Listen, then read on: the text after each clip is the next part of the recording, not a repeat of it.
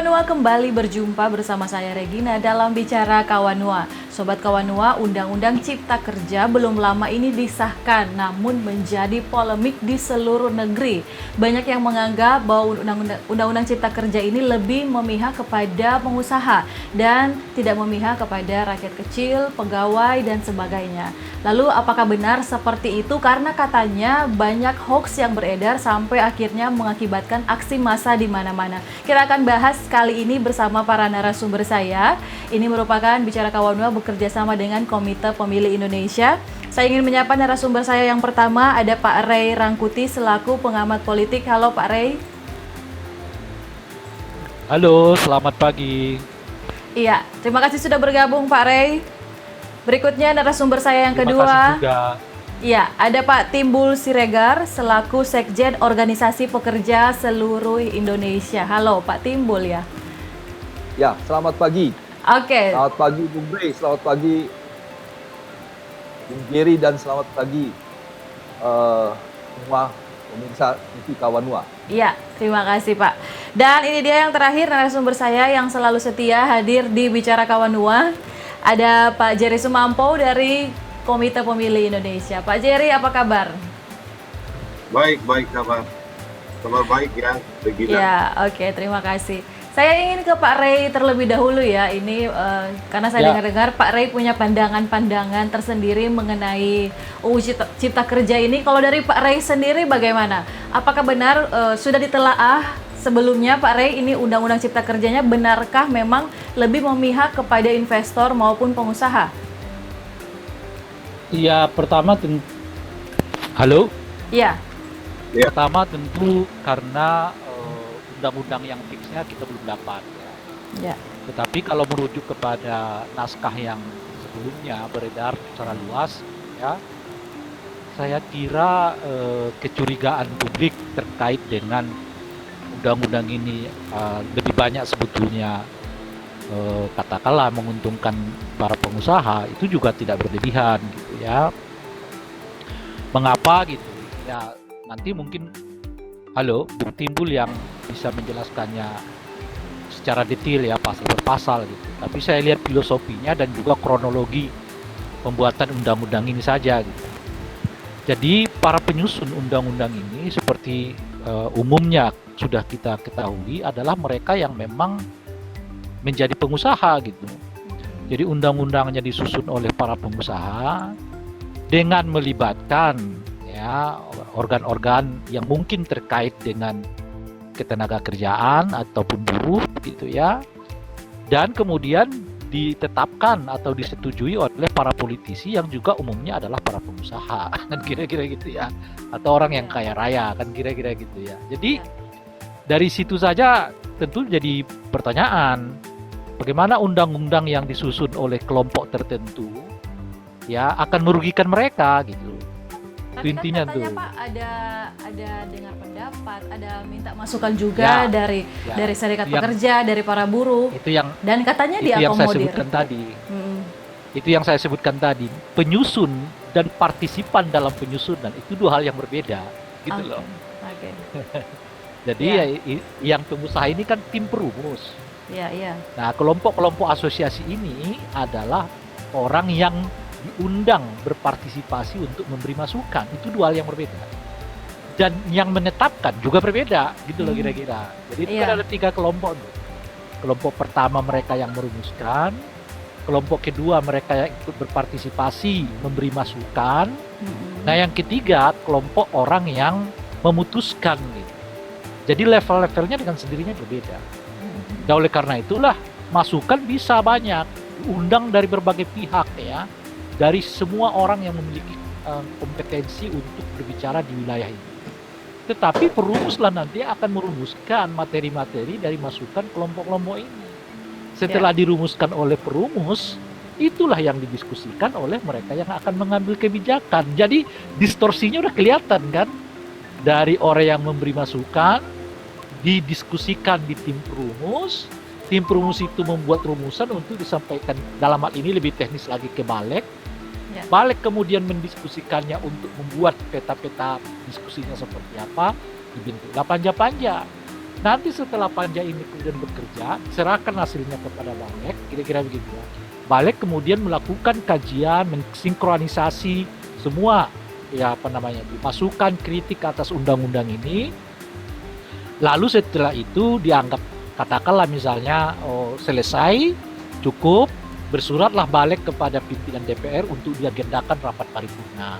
Iya. Itulah rapat paripurna yang sedianya tanggal 8 itu kemudian dimajukan tanggal 5 dengan alasan yang kita juga tidak tahu. Apa alasannya harus dimajukan? Padahal faktanya risalahnya atau naskah dari rancangan undang-undang ini hingga hari ini seperti kita ketahui ya belum sepenuhnya fix. Oke. Sejatinya begitu masuk rapat paripurna, undang-undang ini sudah pada derajat 90% selesai gitu. Iya. Jadi sekalipun ada waktu ya antara persetujuan di legislatif ya di DPR dalam hal ini dengan penyerahan naskah kepada presiden selama 7 hari gitu ya, tetapi pada dasarnya tidak ada lagi perubahan yang signifikan. Iya. Nah ini kita nggak tahu ini berubah dari 1000 sekian ke 900 sekian berubah jadi 1000 berubah lagi dari 900 berubah lagi jadi 1000, sekarang katanya tinggal 800 juga. Nah perubahan-perubahan yang seperti ini harus dicari sebabnya, faktornya. Iya. Salah umumnya di dalam pembahasan undang-undang nggak terjadi keribetan yang seperti yang sekarang ini. Itu yang pertama. Nah yang kedua, penggunaan istilah. Penggunaan istilah itu juga sebetulnya merujuk kepada konten isinya gitu. Nah sekarang kan undang-undang ini disebut undang-undang ketenagakerjaan, kira-kira ya, atau cipta kerja. Cipta kerja ya. Jadi undang-undang yang mendesain supaya orang banyak bekerja. Itu asumsinya tuh. Ya. Nah, itu yang disebutkan dengan cipta kerja gitu. Padahal ada sebetulnya perkembangan secara sosiologis, pengertian-pengertian dari istilah ini gitu. Misalnya dahulu kita menyebut orang yang semata-mata menjual jasa tenaganya itu sebagai kuli gitu loh. Itu misalnya di era zaman 60-an orang masih menyebut itu sebagai kuli. Kuli dalam pengertian itu adalah orang-orang yang tidak memiliki hak apapun kecuali hak yang diberikan oleh para majikan atau tuannya ya. Gitu.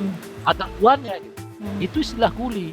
Setelah itu berkembang ya di era tahun 70-an mungkin sampai era 90-an, istilah kuli itu kita ganti dengan tenaga kerja. Ya. Dengan naik selevel. Jadi dari kuli yang semata-mata hanya tunduk pada kehendak tuannya, aturan-aturannya dibentuk oleh tuannya, kira-kira gitu ya, oleh majikannya. Gitu. Naik selevel, tenaga kerja ini mampu bernegosiasi melalui organisasi-organisasi kerja. Kira-kira gitu loh, kira-kira. Iya, oke. Nah, tetapi perkembangan berikutnya, kata tenaga kerja itu pun dianggap bermasalah karena masih menempatkan orang yang bekerja di bawah struktur kekuasaan para pemilik modal, kira-kira gitu. Nah, oleh karena itu secara sosiologis berkembanglah istilah yang kita kenal sekarang dengan buruh gitu. Jadi buruh ini menempatkan para pekerja itu sebagai mitra strategis. Jadi dia selevel nih gitu. Mitra strategis dari para pemilik modal. Jadi tidak lagi seperti tahun 60-an ke belakang yang menganggap para pekerja itu semata-mata adalah orang yang tunduk di bawah aturan yang mempekerjakannya, naik sedikit, bisa kok negosiasi. Tetapi di era sekarang ini, para pekerja itu, atau yang umumnya kita kenal dengan istilah buruh, adalah mereka orang mitra strategis dari para pengusaha gitu. Mitra strategis dari, katakanlah dalam, kalau analisis struktural sedikit, namanya para pemilik modal, kira-kira gitu ya. Dan itu, menurut saya, memberi sesuatu yang penting untuk memaknai secara filosofis Undang-Undang Cipta Kerja. Apakah para pekerja itu alias tenaga kerja itu dipandang sebagai mitra strategis para pengusaha atau para industriawan, kira-kira gitu ya. Atau memang mereka dianggap hanya semata-mata pekerja yang didanai, dibiayai, digaji sesuai dengan tenaga mereka yang diberikan kepada perusahaan gitu. Nah, dua pengertian ini jadi penting, itu yang saya sebutkan tadi, yang akan dapat memaknai secara keseluruhan isi dari undang-undang ini. Ingat ya, perbedaan kata, perbedaan istilah itu menyiratkan tujuan dari pembuatan undang-undang. Nah, contoh yang lain yang saya mau berikan itu yang agak menarik adalah saya baru baca beritanya semacam protes ya dari kawan-kawan yang bergiat di dalam organisasi-organisasi difabel gitu. Jadi mereka agak keberatan karena undang-undang yang sekarang ini dalam hal ini undang-undang Omnibus Law mengganti istilah yang selama ini lazim dipergunakan kaum disabilitas kira-kira gitu ya menjadi kaum cacat gitu loh. Itu perbedaan istilah ini berat sekali implikasinya gitu. Berarti ada beberapa perbedaan istilah begitu Pak ya di undang-undang Omnibus Law ini. Perbedaan istilah itu akan berimplikasi terhadap pasal dan ayat dalam penyusunan undang-undang. Jadi kalau kita sebut misalnya kaum disabilitas itu berbeda dengan kaum penyandang cacat. Apalagi di dalam aturannya yang sekarang di undang-undang Omnibus Law itu dinyatakan bahwa mereka yang bisa bekerja adalah orang yang sehat jasmani dan rohani gitu. Disabilitas dia bisa sehat jasmani dan rohani, tapi kaum penyandang cacat jelas tidak sehat jasmani, kan kira-kira gitu. Sehingga potensi kaum disabilitas untuk kembali bisa diterima di dalam perusahaan-perusahaan sebagaimana aturan yang sebelumnya, mungkin Bung Timbul bisa menyampaikannya, bisa hilang. Kenapa gitu? Karena kaum disabilitas ini dianggap orang yang tidak memenuhi kriteria sesuai dengan sehat jasmani dan rohani. Gitu. Padahal aturan sebelumnya tanda kutip ya memaksa perusahaan-perusahaan itu untuk memperkerjakan mereka pada wilayah-wilayah tertentu yang sesuai dengan kapasitas dan kemampuan mereka masing-masing gitu. Jadi yang saya mau katakan setidaknya ada dua contoh ini ya, istilah buruh, tenaga kerja, disabilitas dan penyandang cacat itu akan berimplikasi terhadap penyusunan undang-undang, cara baca undang-undang, filosofi undang-undang ini. Gitu kira-kira. Implementasinya yang paling penting ya saya kira ya. Nah, salah satu karena adalah implementasinya kan akan sangat menentukan siapa atau kata apa yang dipakai gitu. Betul. Baik, saya ingin ke Pak Timbul terlebih dahulu dari OPSI Organisasi Pekerja Seluruh Indonesia. Pak Timbul mewakili para pekerja, ini melihat Omnibus Law seperti apa?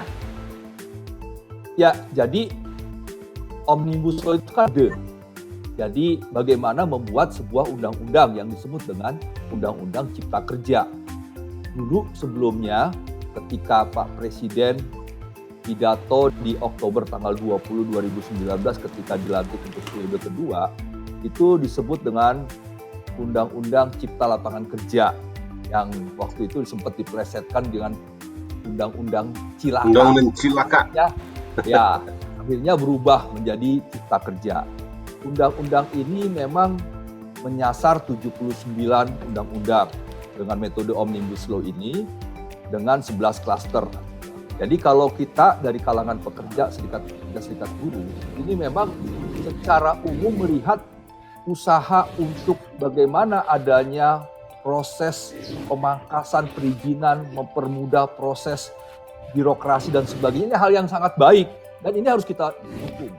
Karena biar bagaimanapun menurut World Economic Forum yang seperti inilah yang menghambat investasi, korupsi, birokrasi, ya, infrastruktur relatif sekarang sudah bisa diatasi dengan banyaknya pembangunan yang dilakukan Pak Jokowi pada periode pertama.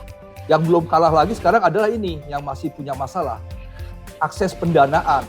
Nah ini juga sebenarnya harus juga bagaimana didorong supaya para perbankan kita juga mau ya tidak terlampau istilahnya banyaklah mengambil net interest marginnya. Sekarang kan masih tinggi net interest marginnya 4% sampai 5% ya. Nah ini yang harus didorong juga bagaimana kalau itu diturunkan bisa membuat para usahawan kecil ya koperasi, mikro kecil ini juga mendapatkan akses perbankan yang lebih murah lagi ya. Kita punya KUR memang kredit usaha rakyat tapi itu juga relatif bunganya masih sekitar 5-6%. Nah itu juga harus kita dorong supaya diturunkan karena memang usaha-usaha ini membutuhkan modal. Jadi apa yang disampaikan dalam Undang-Undang Cipta Kerja ini menurut kami sangat baik dan itu memang harus didukung. Karena biar bagaimanapun juga sampai saat ini kita masih mengalami defisit angkatan kerja. Setiap tahun angkatan kerja kita tuh tumbuh 2,6 sampai 3 juta. Sementara di periode pertama Pak Jokowi hanya bisa menghasilkan 2 juta per tahun yang sesuai dengan target Pak Jokowi ya dalam kampanye, yaitu menghasilkan 10 juta lapangan kerja selama 5 tahun. Dan itu juga yang disampaikan di periode kedua. Jadi kalau 2 juta, kalau angkatan kerjanya tumbuh 2,6 sampai 3, artinya kan dia mengalami defisit. Nah ini yang harus kita dorong supaya dengan Cipta Kerja ini bisa membuka